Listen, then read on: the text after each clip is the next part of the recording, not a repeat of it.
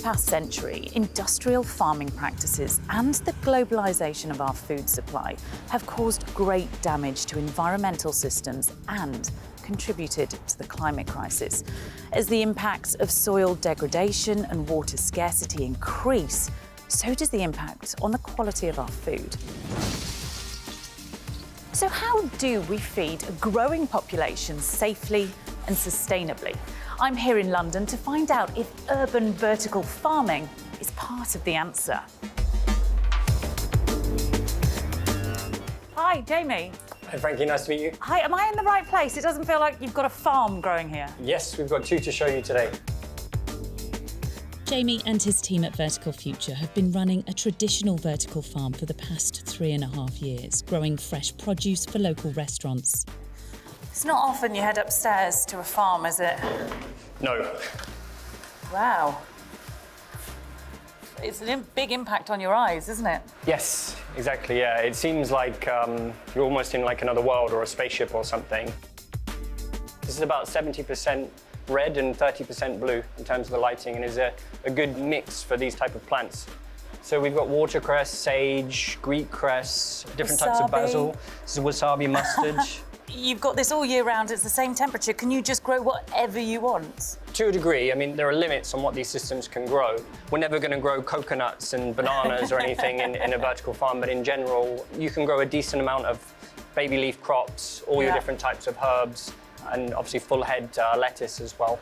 Obviously, it looks completely different to other types of farming, but how does it actually differ growing crops here than it does to growing them in the outside world? By moving crops indoors, you're effectively allowing a higher degree of control over the growing environment. So generally we see much higher yields.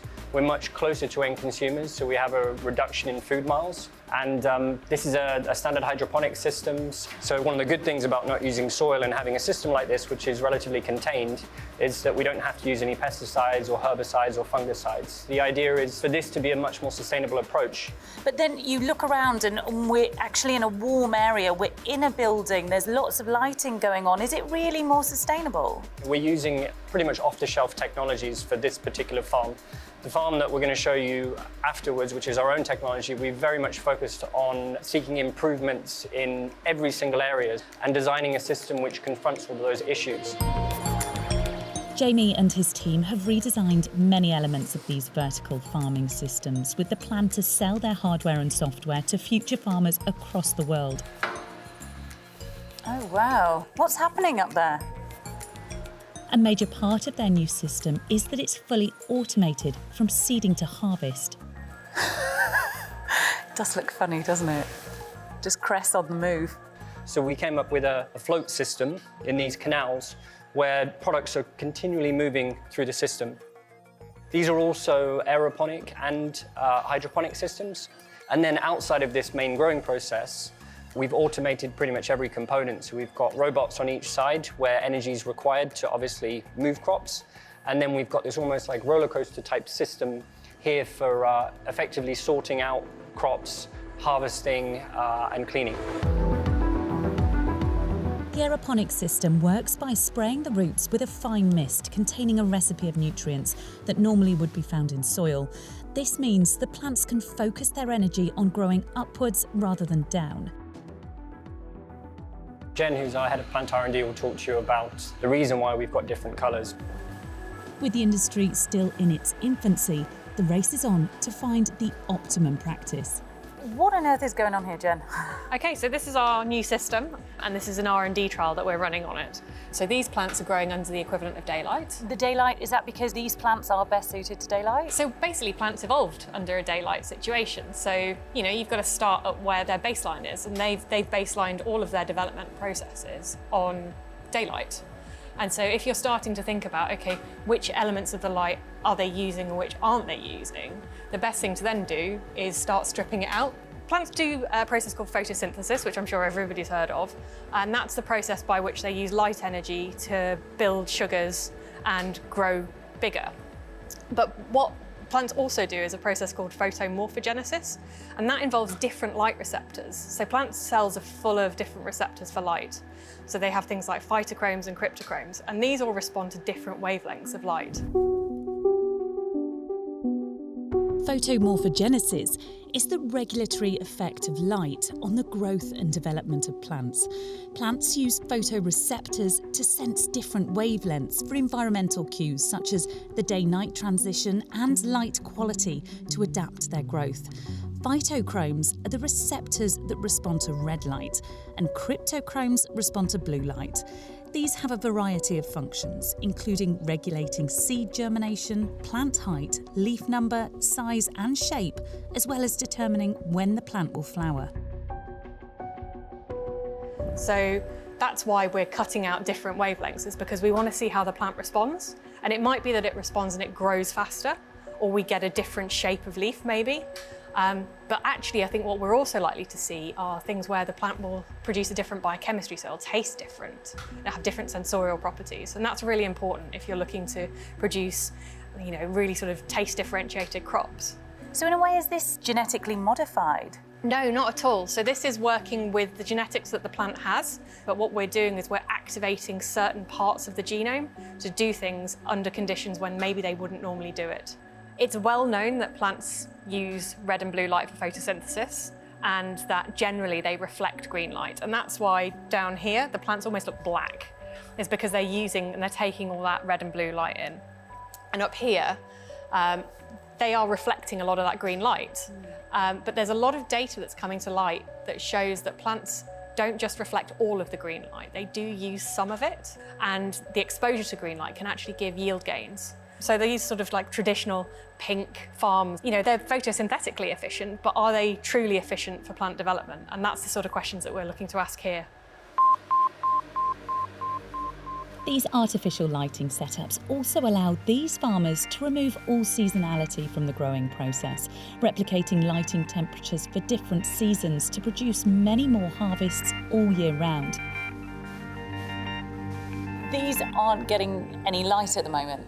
No, so this is nighttime on this shelf. So 12 hours of light, 12 hours of dark, and that allows us to open out the shelves. The concept of vertical farming has been around for decades, but only in recent years have the advances in LED lighting allowed for the production of certain premium crops to become a commercially viable business model. We've got some mustard, we've got some broccoli here. And you say that's broccoli. That doesn't look like the kind of broccoli that I eat. So a typical broccoli, like the broccoli you'd be used to, there's a big head. They've been grown for months. But this is a microgreen, so you can see the first 2 leaves have come out. So these are the seed leaves, called the cotyledons. And once this has 1 or 2, what we would term true leaves, that would then be a microgreen. So between germination and harvest, we're looking at really no more than two weeks for a typical microgreen. They're really tasty, and they do have, particularly broccoli, packs an incredibly nutritious punch. So this is a basil microgreen. And why would someone want that over, say, the basil plant that you would buy in a general supermarket? The flavour is just so much more intense. Try something you like. That's the strongest basil. And so that's the beauty of the controlled conditions. Oh my God, that is so strong. It's super strong. It makes the most amazing pesto. Oh, does it? Yeah. Do you often... I might take some home every so often. So we're able to also sort of, play tunes with the nutrients as well as playing tunes with the light. So we do get a much more nutritious, better tasting crop out of it. And that tastes very much like pea, but very strong pea. Oh, wow. The taste test is done and I approve.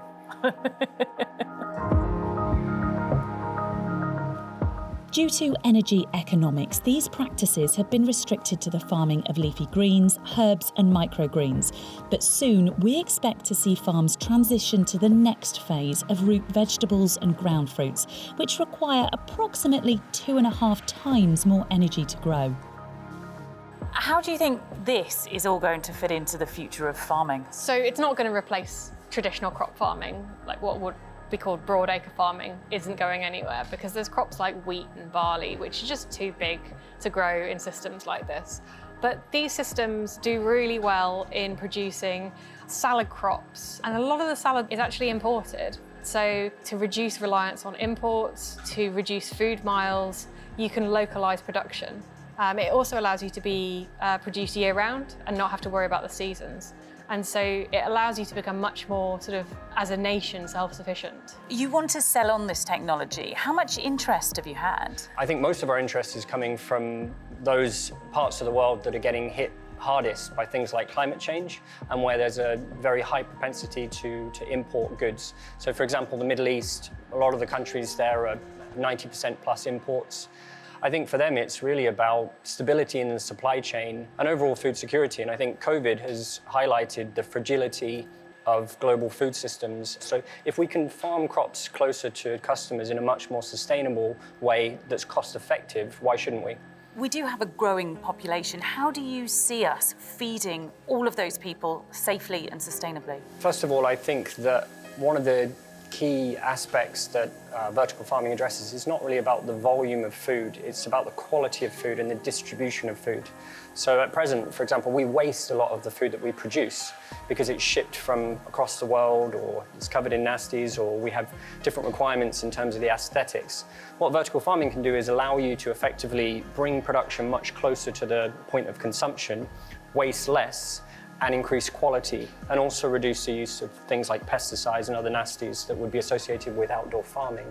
The important thing is that this doesn't remain as some kind of a premium play just for inner city areas and for middle class people who want to, sprinkle products on their food or go to a Michelin star restaurant.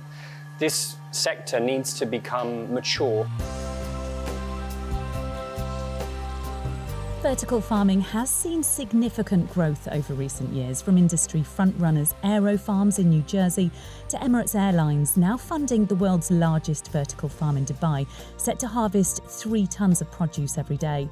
Alongside these super farms, Jamie hopes his modular, scalable systems and knowledge-sharing approach will bring business opportunities and fresh local food to the most unlikely of regions.